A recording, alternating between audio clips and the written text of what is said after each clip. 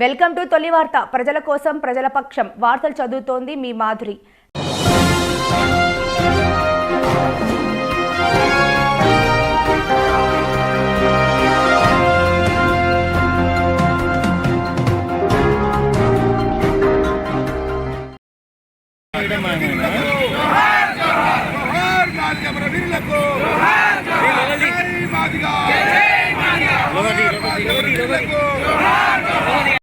AD Papayya Madiga MRPS రాష్ట్ర అధ్యక్షులుగా వ్యవహరిస్తూ ఉన్నాను.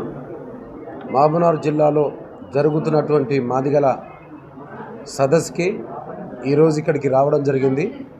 ఈ యొక్క సదస్సులో మరి దక్షిణాది రాష్ట్రాల అధ్యక్షులు మల్లెపోగు శ్రీను గారు, ఇక్కడ రాష్ట్ర వర్కింగ్ ప్రెసిడెంట్ జములయ్య గారు, ఇంకా తదితర ఉద్యమ నాయకుల మధ్యలో ప్రెస్ మీట్ కండక్ట్ చేస్తున్నటువంటి మిత్రులందరికీ పేరు పేరున మరి పత్రికా మిత్రులందరికీ, ఇక్కడ వచ్చినటువంటి మాదిగా ఉద్యమకారులందరికీ, మహిళలకి ఉద్యమాభివందనాలు తెలియజేస్తూ ఉన్నాను. రాష్ట్రంలో మాదిగలు 70 లక్షల మంది పాపులేషన్ కలిగినటువంటి తెలంగాణ రాష్ట్రంలో ఉన్నారు. తెలంగాణ రాష్ట్రంలో ఉన్నటువంటి మాదిగలను గత ప్రభుత్వంలో ఉన్న కేసీఆర్ గారు ఎలాంటి సోర్స్ లేకుండా ఆర్థిక పరంగా, రాజకీయ పరంగా, విద్య పరంగా మాదిగలను అతి తక్కువగా చూసి మరి ఆ యొక్క క్యాబినెట్లో కూడా ఒక మంత్రి పదవి ఇవ్వకుండా మోసం చేసినటువంటి వ్యక్తి కేసీఆర్ గారు. కేసీఆర్ గారు ముఖ్యమంత్రిగా ఉన్నప్పుడు సప్లాన్ నిధులు మాదిగల ఎస్సీ డెవలప్మెంట్ శాఖను మొత్తం నిర్వీర్యం చేసి 1000 కోట్ల రూపాయలు దారి మళ్లించి ఈ ఎస్సీలకు అందకుండా మిషన్ భగీరథ, మిషన్ కాకతీయకు పెట్టి వారి యొక్క పబ్బం కట్టుకోవడానికి ప్లాన్ చేశారు.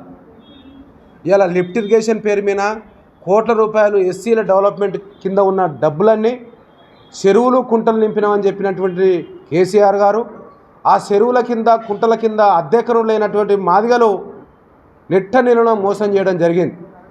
అట్లాగే నిరుద్యోగులైనటువంటి యువతకి ఎలాంటి సపోర్ట్ సహకారం అందించినటువంటి కేసీఆర్ గారు మరి ఇప్పుడు కాంగ్రెస్ ప్రభుత్వం రేవంత్ రెడ్డి గారి ముఖ్యమంత్రి అధ్యక్షతలో మరి మాదిగలను సంక్షేమ, విద్యా, ఉద్యోగ రంగాలలో, రాజకీయ రంగాలలో ముందు పెట్టాలి, ముందు ప్రయారిటీ ఇవ్వాలని చెప్పి, మాదిగలకి 2 మంత్రి పదవి ఇవ్వాలని చెప్పి, మాదిగలకి 2 ఎంపీ సీట్లు ఇవ్వాలని చెప్పి, ఎమ్మెల్సీ నామినేట్ పోస్టులు అధికంగా ఇచ్చి రాజకీయ భవిష్యత్తును మరి రేవంత్ రెడ్డి గారు కాపాడుకోవాల్సిన అవసరం మాదిగల పట్ల పనిచేయాలని చెప్పేసి మరి ఇక్కడ ఉన్నటువంటి ఏంల నరేందర్ రెడ్డి గారికి నిన్ననే ఒక అప్పీల్ కలిసి మాట్లాడడం జరిగింది. అట్లా 4 సార్లు వాళ్ళతో కలవడం జరిగింది. ముఖ్యమంత్రి గారు కూడా అపాయింట్మెంట్ ఇచ్చారు. ఇచ్చినాక కూడా నేను ఒక్కని రాను, 30-40 మంది మా యొక్క డెలిగేట్స్ ఉంటారు, వాళ్ళందరితో కూకొని మాట్లాడాలని చెప్పి ముఖ్యమంత్రికి కూడా అప్పీల్ చేయడం జరిగింది. ఇట్లా ఈరోజు ఈ రాష్ట్రంలో తెలంగాణలో పాపులేషన్ పరంగా చూస్తే, ఓట్ల పరంగా చూస్తే వాళ్ళు డప్పులు కొట్టి, చిందులేసి, స్లోగన్స్ ఇచ్చి అనేక రకాలుగా కాంగ్రెస్ పార్టీకి కంటికి రెప్పలా కాపాడుకొని అధికారంలో తీసుకురావడం జరిగింది. ఇది రేవంత్ రెడ్డితో పాటు ఆయన క్యాబినెట్లో ఉన్నటువంటి మంత్రివర్గం ఆలోచించాలి. ఎక్కడ కూడా మాదిగలను చిన్న చూపు చూడకుండా ఇవాళ నిరుద్యోగులైనటువంటి యువతకి, అట్లాగే చదువుకోవడానికి ప్రయత్నం చేస్తున్నటువంటి గురుకుల పాఠశాలలు కావచ్చు, రెసిడెన్షియల్ స్కూల్స్ కావచ్చు, ఇంకా అనేక రకాలుగా హాస్టల్స్ కావచ్చు, ప్రాథమిక పాఠశాల నుంచి హయ్యర్ స్కూల్స్ వరకు కూడా ఎక్కడ కూడా టీచర్ కొరత లేకుండా వారి యొక్క ఆ విద్యను సక్రమైనటువంటి ఆ బతుకులపైన విద్య రావాలని చెప్పేసి పోరాటాలు కొనసాగుతూ ఉన్నాయి.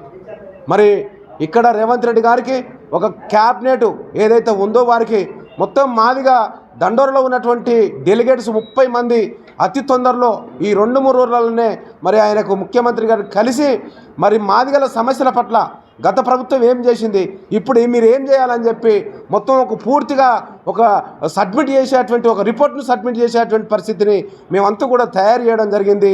దీనికి రేవంత్ రెడ్డి గారు కూడా సముత్తుకంగా ఉండి మాదిగల సమస్యల పట్ల ముందుకు వస్తారని చెప్పి ఆశిస్తూ ఉన్నాం. మరి అతి తొందరలో పార్లమెంట్ ఎలక్షన్లు ఉన్నాయి.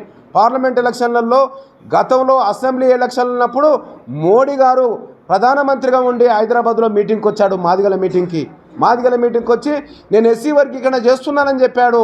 దాని మీద కమిటీ అని చెప్పాడు. 2 పార్లమెంటు ఆయన వచ్చిపోయినాక పార్లమెంట్ జరిగింది కానీ ఎస్సీ వరకు ఇక్కడ జరగలేదు. మళ్ళీ పార్లమెంట్ ఎలక్షన్లో మాదిగల ఓట్లు అడగడానికి ఒక మాదిగ దండోర పేరు మీద ఒక వ్యక్తి అట్లాగే మోడీ ఇద్దరు కలిసి మాదిగ పల్లెలకు వస్తూ ఉన్నారు.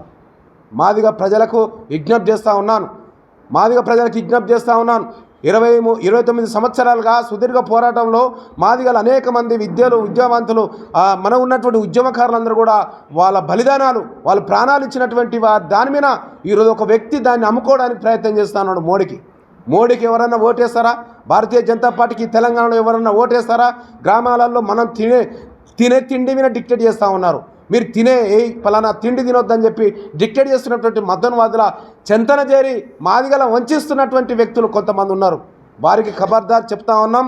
మాదిగలమంతా తెలంగాణలో తిరుగుబాటు చేసినటువంటి చేతులు ఇవాళ పిడికిలెత్తి అనేక రకాలుగా సమస్యల పట్ల ఉద్యమాలు చేసినటువంటి బిడ్డలు ఈ బిడ్డల తెరువు ఏ మతోన్వాదులు వచ్చేసి ఓటు అడిగినా తరిమి కొడతాం.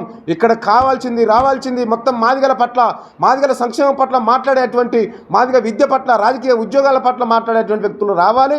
వారికే మా ఓట్లు వేస్తామని చెప్పేసి అతి తొందరలో రేవంత్ రెడ్డి గారితో అక్కడ ఉన్నటువంటి ఏంల ప్రశాంత్ రెడ్డితో మొత్తం మేము మాట్లాడేసి మేము ఎవరికి సపోర్ట్ చేయాలని చెప్పి మరి అన్ని విషయాలు మాట్లాడి అతి తొందరలో ఒక 2-3 రోజులనే మా యొక్క కార్యాచరణ మొత్తం కూడా మరి ప్రకటిస్తామని తెలియజేస్తూ ఈరోజు మహబూబ్నగర్ జిల్లాలో ఉన్నటువంటి ఇక్కడ ఈ కొంతమంది అయినా వచ్చినటువంటి ప్రతి ఒక్క మాదిగ బిడ్డకి ఉద్యమాభివందనాలు తెలియజేస్తా ఉన్నాను.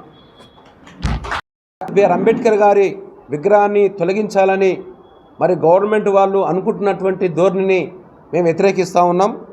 ఎందుకు అంటే అంబేద్కర్ చివరస్తా మీకు ఏదన్నా ఇరుకు ఉంటే ఇంకా ఎన్లార్జ్ చేసుకోవడానికి ఆ పక్కన ఉన్నటువంటి స్థలాలను మీరు ఇంకా రోడ్ ఎడల్పు చేసుకోవడానికి అవకాశం ఉంటుంది తప్ప ఒక మాదిగలకు పెద్ద దిక్కుగా ఈ జాతులకు పెద్ద దిక్కుగా మొత్తము దేవుడే లేడు అంబేద్కరే దేవుడు అని మొక్కుతున్నటువంటి తరుణంలో ఇప్పుడు ఇలాంటి వాతావరణం తీసుకొచ్చి అంబేద్కర్ విగ్రహాన్ని తొలగిస్తే మాత్రం రాష్ట్ర లెవెల్లో మరి మా ఉద్యమ పరంగా కూడా అనేక రకాలుగా నిరసనలో వ్యతిరేకం అయితే కనుక ఇది ప్రభుత్వానికి మీరు మంచి పేరు తీసుకొచ్చిన వాళ్ళు కాదు, చెడు పేరు తీసుకొస్తారు.